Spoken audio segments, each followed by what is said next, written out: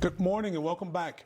President Trump announcing that he is voiding all executive orders and documents issued by Joe Biden that were signed using an auto pen. The president alleges the device was used without Biden's direct approval. This is such an interesting question. For more, we are joined by federal defense attorney Ronald Chapman II and Lindsay Richards, defense attorney and former prosecutor. And of course, we're also joined by our special guests, Deneen Borelli and Dr. Tom Borelli.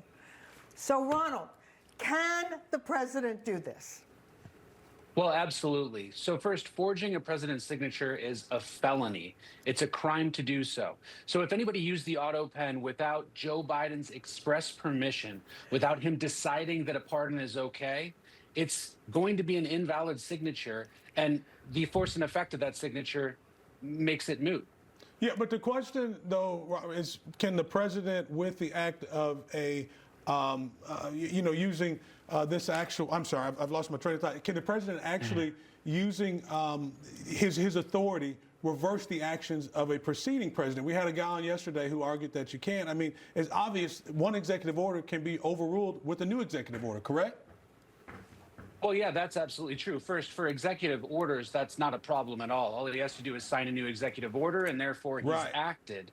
But when you're talking about pardons and all of the other issues that require presidential authority, if the authority was not granted to use the pen, those are void automatically. And during the investigations, we've learned that many of these actions happened without Joe Biden first having the mental competence to make these actions, and without the express approval of taking these actions as well. That's right. There was no record keeping that suggested someone went into Joe Biden's office and said, Mr. President, should we pardon this person? Yeah, did he even have the mental capacity to do it? But I do want to shift gears here.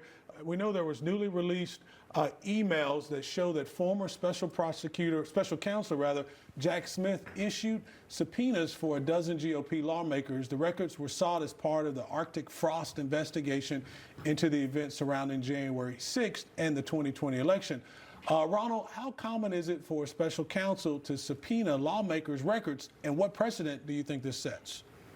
Well, I think this has got to be absolutely a matter of first impression. And to be honest, when I heard the news of this, I was absolutely shocked. No U.S. attorney, no special prosecutor, especially someone like Jack Smith, should have the authority, and indeed does not have the authority, to get any of these types of records without subpoena power or without the ability to convene a grand jury, which requires specific facts identifying why they need the records and why they're important for a criminal investigation.